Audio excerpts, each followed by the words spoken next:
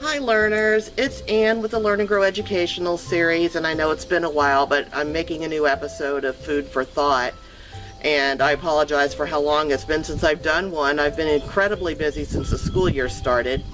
So I'm back again today, and I want to talk to you about what's happening right now with respect to access to food. Once again, we're having shortages due to the pandemic, but for different reasons this time than at the very beginning of it. And just to bring you up to speed on what I'm talking about, here's a little short outtake from a news clip that I wanted to share with you. Well, you can't find products to stock the shelves of your small business. You can't find holiday gifts.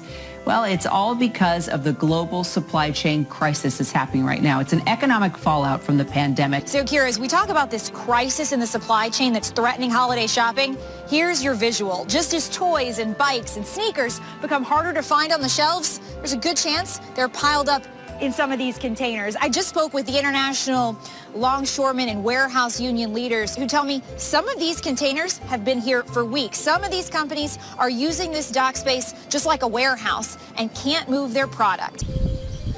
So in light of what's obviously happening here with all of these supplies being backed up at the ports and not being able to be distributed timely, the product aspect of it is one thing, and that's certainly, a concern. But the bigger concern is access to food, at least for the Learn and Grow Educational Series, because food security is one of our primary components of instruction. So I want to talk about this because holiday gifts and toilet paper and all those kinds of things are important in one aspect. Access to food is necessary for survival.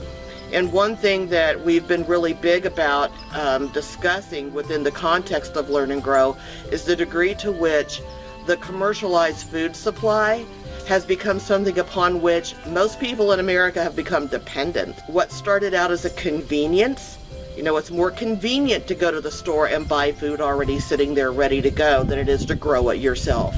That was historically the case. That's where the commercialized food supply came from during industrialization.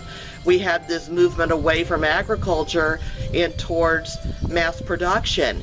And then we attempted to apply that same methodology to our food production, trying to mass produce food. So you've basically got these commercial farms that, for lack of a better reference, are factories for food. And now we've got factory farming, we've got factory animal husbandry, with all kinds of animal abuses and horrible stories of mistreatment of animals coming from these contexts. It's not just that, it's also, the whole fight against GMOs and the genetic modification of plant foods that's happening without the public's knowledge or consent or, being informed even after the fact with labeling, because the labeling laws in this country are still atrocious. We still are in a situation where the American public has largely been put at the mercy of corporations that put profits before people, and that's a huge part of why we're in the situation we're in now, that we have moved our survival needs to commoditization, and we treat the expenses of survival as negotiable. If you don't have the money to survive, you're not going to survive. Survival of the fittest in America has come down to who has the most money and who can buy the most stuff. And that's not healthy. That's not going to support the continuity of our population, whether we remain a democracy or not. You can't sustain a population that way. And scientists have been saying this for years. It's nothing new to those of us who work in environmental conservation issues and try to educate people about these things. And again, my background is in education. So when it comes to food security and economics, I'm speaking to these issues as a lay person who has to rely on these systems to survive just like everybody else. Only I'm not relying on these systems entirely to survive because it's not a sustainable model. We're not going to be able to continue to live that way. And right now what we're going through are growing pains as a species as we are now having to reckon with the consequences of taking a convenience modality and applying it to our survival needs. And so what I want to talk about is the fact that we cannot rely on the commercialized food supply to keep us alive. It's nice to have as a convenience, but it shouldn't be the one and only way we get our food. This can also be extrapolated to clean drinking water, shelter and housing, and all those kinds of things, which gets us into the whole sustainability portion of the Learn and Grow educational series. But right now I'm talking about food security. Let's just deal with that right now. I'm here in the garden, surrounded by all my self-watering containers, and I've got my demo units that I use for teaching my self-watering container classes here, because I want to sort of recap all of this and talk about why this is so important. And for those of you who have not seen this kind of content before, or haven't looked at our other videos and haven't seen this content presented previously, I'm going to do a quick run through so that you understand what I'm talking about if you're new to all of this. If you look around behind me, I've got some excellent tomatoes. Over here I've got some carrots coming up. We got winter vegetables starting to sprout out here with kale and broccoli and cauliflower. And I've got, because we're in Southern California and have a year-round growing season, even though it's a little bit nippy outside, by no means is it cold. And it doesn't snow here, and rarely gets cold enough to frost. It can become cold enough to get hypothermia at night if you don't have adequate heat, but the plants are going to be able to handle it.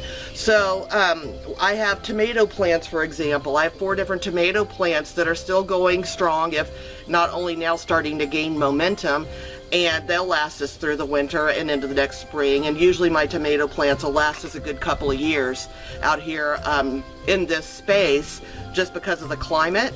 So because I have that, I have the benefit of a year-round growing season, you're going to be able to see year-round when I do these videos that I've got something coming in at some point in time. And right behind me I've got some little tomatoes that are starting to get big and will soon get ripe. I want to kind of recap the history of how the garden came to be. In 2013, I had gone back to get my master's degree starting in 2011, and in my final semester in 2013 I was in a class called Instructional Design, where we had to turn a lesson plan into an educational product. And so I had just started the bucket garden that you see around me now on my patio on the back side of my apartment. I was on a ground level apartment with this little tiny strip of a backyard and a big slab of concrete covering up most of it as a patio. And it was in the breezeway between 2 buildings, and so we had some big tall trees overhead that cast a lot of shade, but there were spots around the garden that could stay sunny throughout the day depending on the time of year.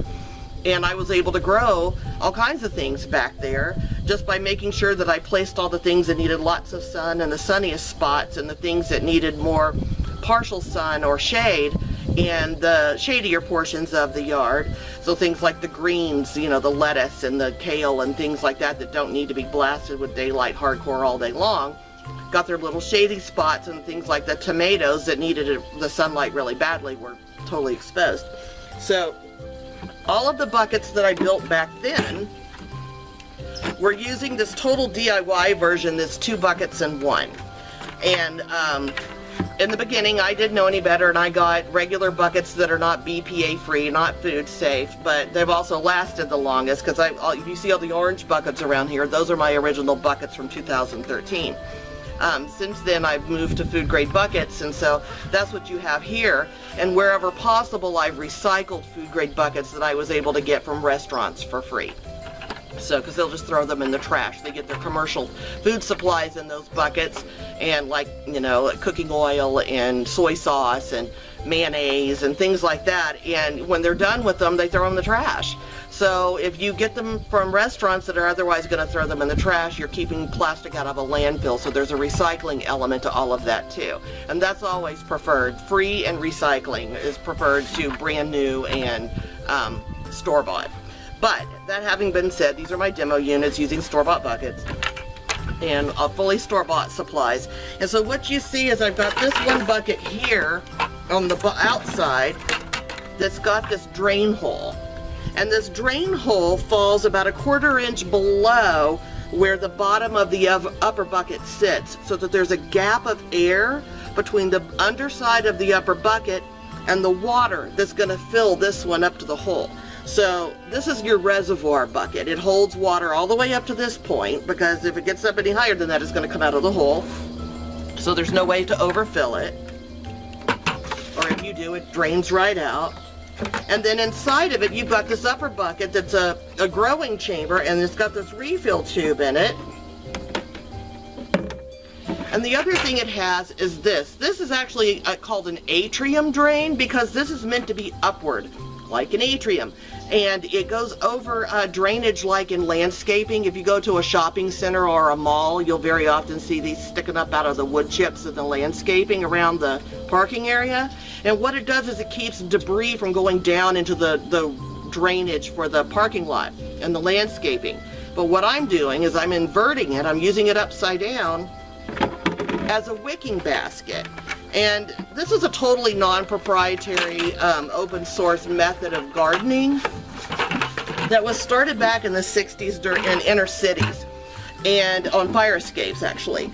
And what they would use is deli cups, and they would drill out holes, but that means that you're going to have a hole saw to cut an opening in the bottom of your bucket for every size deli container you could possibly recycle. And for our purposes, to turn this into something we can build instruction around, and in the sense of affordability, hole saws are not cheap. I mean, it's like 15 bucks a pop, but still, that gets spendy. And it was just easier for us to standardize on this size, this 3 to 4 inch atrium drain, and getting one 3.5 inch hole saw. And then the atrium drain actually has this lip around it, this ledge, that catches on the inside, if you can see, so that it doesn't fall through. So this works out perfect as a wicking basket. And what you do, and you'll notice that not only do I have the wicking basket and I've got this tube sticking through, but I've also got drain holes drilled all around the bottom. And what that does is it turns this into the growing chamber, and then this basket bit hangs down into the water that's in the reservoir in the lower bucket, and this PVC pipe is used to refill the water from above. So you're not dumping water into the dirt, you're putting water down the tube, it goes down into the reservoir, and then this basket dangles down into it, so that the dirt inside the growing chamber, which will, part of it will go down inside this basket, it's going to get wet and absorb water upward. And so what the basket does is it acts as a wicking mechanism. It's the basket with the soil in it combined, because it's the same soil that's in the entire growing chamber. Just a little bit of it that goes down into the basket is going to get wet. So you only want the soil to get its toes wet. You don't want it submerged. You want that gap of air between the underside of the upper bucket and the top of the water, so that you also have aeration, and so that if there is rain or whatever and excess water gets into the soil by accident or just because, it's just going to drain straight into the reservoir. You can't overwater anything in these containers so long as you don't let the underside of the growing chamber become totally submerged. You want your dirt to have the ability to drain back down into that reservoir if it gets too wet. And that's how it self-regulates the water uptake and the water content of the container. Gravity is going to pull the excess water down into the reservoir through the drain holes, and a process called capillary action is going to cause it to percolate upward through the soil from the basket. And that's just nature. That's just how water and dirt work together. If you've ever driven through a place where it's relatively dry, it doesn't rain very much, but like at the desert, but you see a gully or someplace where it's really deep, and then you see treetops sticking out above it, it's not because rain clouds are following that gully and raining on those trees. It's because that gully is deep enough that the roots of the trees that are in there can reach down into the water table, tap into it, and sub-irrigate. And that's what we're doing here. This is sub-irrigation. And so that's a very responsible, water conservative way to grow just in general. But what's great about these buckets, and what makes this relevant to the food shortages happening right now, is it doesn't matter whether you have an open yard to dig up and plant in, or raised beds, or all that kind of stuff. Even if you're in an apartment and all you have is a patio, or a balcony, or a fire escape, or a rooftop, these can go with you wherever you go. This is now the 6th home my garden has had since 2013, and I've moved out of this ecosystem, out of this growing zone, and into a completely different environment and back, and still have some of my original plants, like my asparagus and my goji berries and my blackberries, for example. So that's one way of doing it, and you can certainly do it this way with recycled buckets, and then all you're having to buy is the PVC and the Atrium Drain, and then you have to have a power drill with, you know, an adequate drill bit to drill the holes for the drainage. Make your drain hole on the outside of the reservoir bucket, and then you're going to need a couple of hole saws, one for the PVC and one for the drain. But if you're going to make a sizable garden, that's a one-time purchase of tools. Now on this one, this is the same concept but a different design. It only uses a single bucket. So but it uses a kit, which I'm going to explain. Here's the kit. It's called a grow bucket kit, and you'll see here that there's still a drain hole. It's a little bit higher up because the reservoir is deeper in this because of the size of the kit, the dimensions of the kit, which I'll get to. So first, of course, you need the drain hole, but let me explain how this kit works. So you've got this platform that creates a false bottom, and again, drain holes. You still got drain holes here so that the water can drain back down into the reservoir of water that's going to be beneath it. And you still got a refill tube. Now it's bigger than the PVC in my DIY versions, but what's brilliant about this is it also comes with this cap that has slots in it so that it keeps debris from falling down into the refill tube, which is amazing. It sort of does what an Atrium Drain does for real. And then it's got this little spot here you can put a label on it, which comes with the kit, and you can label what you've planted in the container. But what makes this super awesome is that you only need one bucket, so that reduces your materials acquisition issues. But it's also got this, which is a water gauge. And what this does is, if you thread it through the pipe and you put the little cap down, what happens is you can see this can go up and down in here.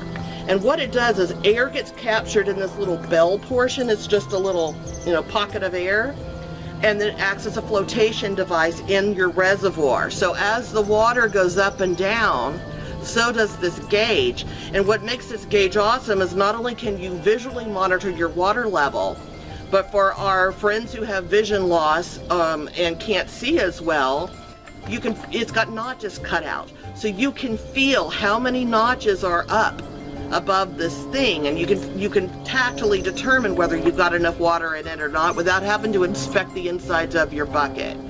So you insert the kit into a single bucket. You got your drain hole right here, you got your water gauge right here, and then you just put your dirt in, and it does exactly the same thing as what we do in the other buckets with the Atrium Drain and the PVC. You accomplish the same outcome just in a different way, and I'll show you how this gets allows the dirt to stick its toes in the water. First, you got to notice that these are ridged. And these ridges here on the bottom, on the underside of the platform, allow water to seep out from underneath at a very slow rate. But the bulk of the water is up underneath this platform. All the dirt is going to go down and around towards the edges and then get wet where it sticks its toes in the water at the edges. So where the total DIY version pulls water upward from the center, the Grow Bucket Kit pulls water up from the sides, but it's the exact same sub-irrigated process. All you need is for your dirt to be able to stick its toes in the water and then have adequate drainage. So when you drill the drain hole for a Grow Bucket Kit, you still got to give yourself at least that 1/4 inch of a gap between the top of the water and the underside of the platform, and that's what this achieves. And so the Grow Bucket Kits actually come with instructions and measurements and all of that, and they'll tell you exactly how many inches from the bottom. You can also eyeball it, it's not that hard. And then this bit here, latches onto the edge of the bucket to hold it stable, and then you've got your gauge going up and down. And price-wise, if you're gonna have to buy buckets instead of getting them for free, for sure, this is usually going to be less expensive to do it this way than to do the total DIY version, because you're going to have to buy 2 buckets to do the total DIY version, plus an Atrium Drain, plus the PVC, plus all the tools. On the Grow Bucket Kit, you don't even need a power drill. All you need is a screwdriver and a lighter, and you can poke a drain hole on the bucket and call it a day. So understanding that these are two different ways that you can do a self-watering container, you can grow your own food no matter where you live pretty much, and take it with you if you got to run with it. If you've got to move as a renter and relocate, okay, you're not going to be planting something in somebody else's ground and then have to leave it behind. You can take your garden with you. If you're an apartment or condo dweller and don't have open ground for growing, even if you're going to be there forever and ever, it doesn't matter that you don't have open ground, because you can create this space. And what's also great about it is you can control your soil quality. So I've got earthworms and beneficial nematodes in all of my containers. The earthworms aerate the soil and their worm castings fertilize it, and then the nematodes actually eat the eggs of insects that lay their eggs in soil. So like whiteflies, for example, are usually a really big problem in Southern California. We don't have that problem here because all the buckets are dosed with nematodes, and even if they try to come here and lay eggs, those eggs will never hatch because they'll get gobbled up by the nematodes. And so there's different organic ways of making it happen where you're not going to have to worry about spraying toxins and all that kind of stuff. You can have a safe organic growing operation with these buckets, and utilizing, you know, all these aspects of nature that you're just replicating in this otherwise artificial context. So when it comes to this whole supply chain thing, another thing that's really important to understand is a lot of products are not on the shelves, but Grow Bucket is not one of those things because it's made in the United States. So if you're here in America and you're worried about not being able to get the bits and pieces to make something like this, free buckets from a restaurant and Grow Buckets we have on our online store, which is all sold through Amazon. So, and I'll have links to all of that below so you don't have to go on a quest. We now have had, at the beginning of the pandemic, shortages in empty store shelves, and now here we are as the pandemic is starting to become an endemic situation, and nonetheless we still have this fallout from the pandemic that's affecting once again our supply chains and our access to things that we've become dependent upon that are now commercialized. And we can regain that control over our access to food simply by growing it ourselves. And for our friends who are struggling financially right now, and particularly those of you who are on food stamps, I want to clue you into something you may not know. You can buy seeds to grow your own food with food stamps. That can make those food stamp dollars stretch a lot further if you're spending $1.79 or even up to $5 for a packet of seeds. How much food is that packet of seeds going to produce? I mean, a single tomato seed is going to give you tens to hundreds of tomatoes, depending on the variety and the climate and how good of care you take of it. And when you don't have to worry about the watering part of it, because that's usually the part where people mess up the most, where they either overwater or underwater. When you're using a self-watering container, it regulates the water consumption on its own, so you can't over or underwater. So long as you keep water in the reservoir, it'll take care of itself. And then once your plants get established, the roots create a draw as well.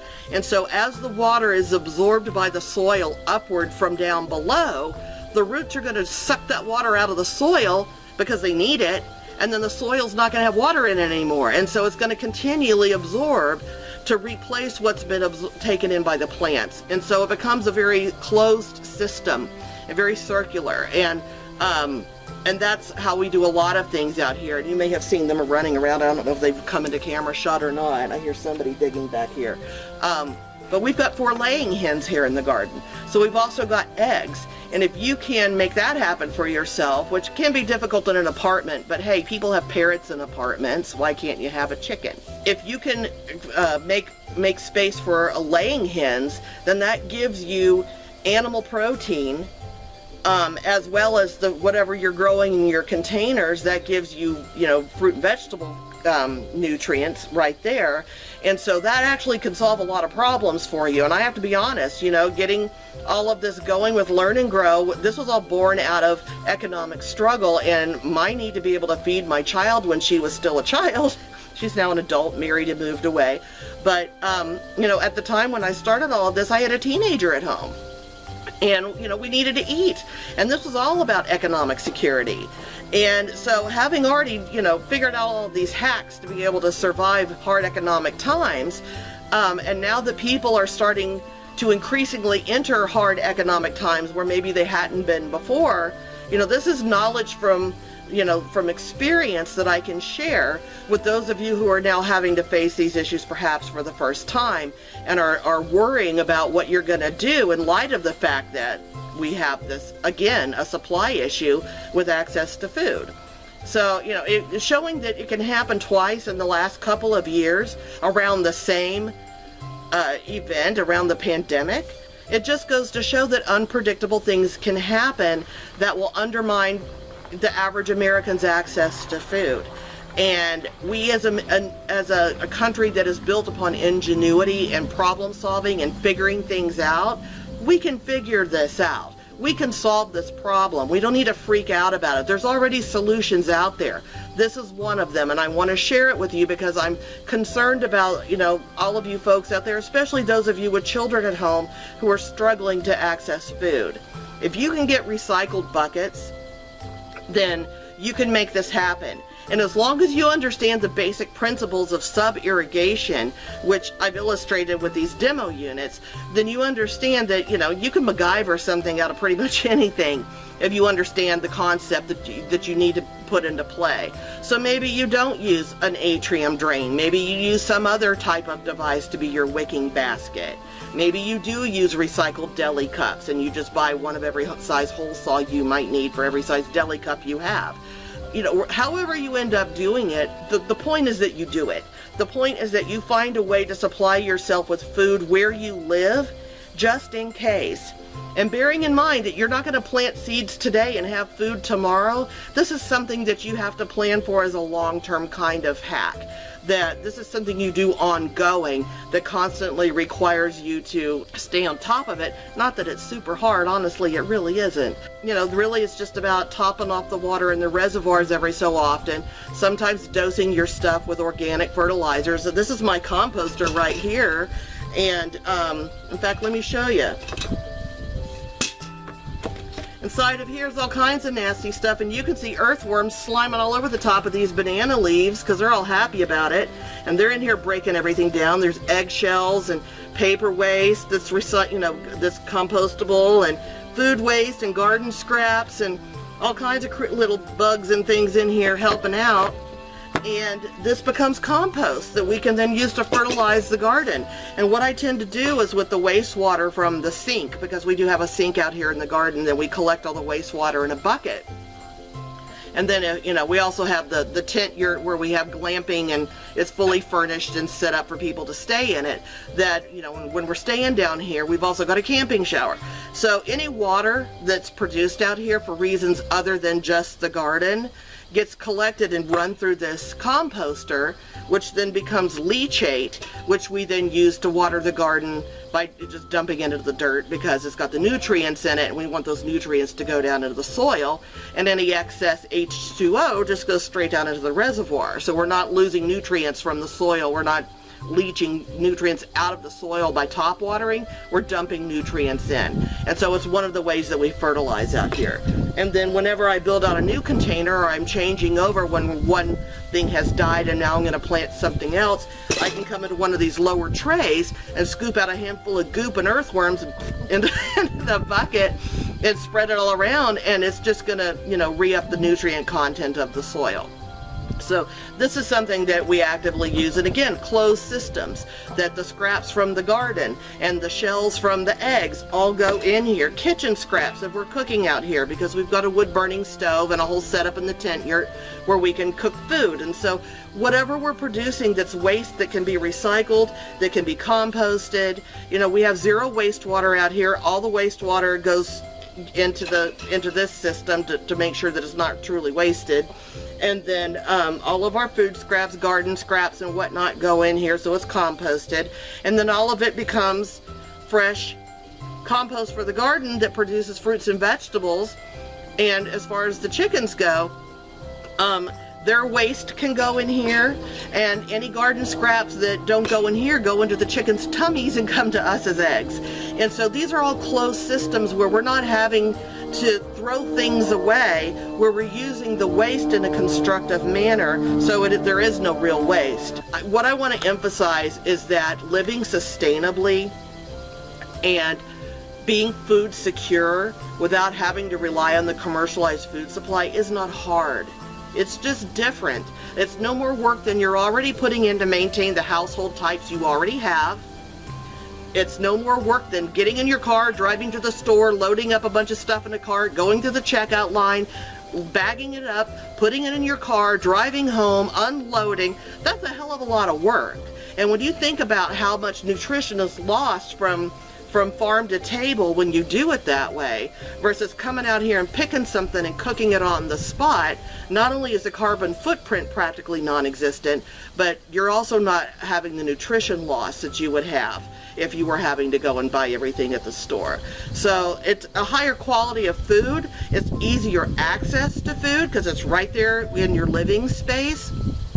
And it's adaptable to multiple environments. You can convert spaces into growing spaces using these containers with very little adaptations necessary. And what's great about it too is that as the seasons change, if you're outdoors with all of this, you can move your buckets around to follow where the sun's going to hit best during the day according to what season it is. I hope that this has been helpful for you. I hope that this gives you some peace of mind with respect to access to food and food security during all of these supply chain issues, that it's something that will help you wrap your brain around how you're going to deal with these things and prevent them from becoming a problem for you in the future.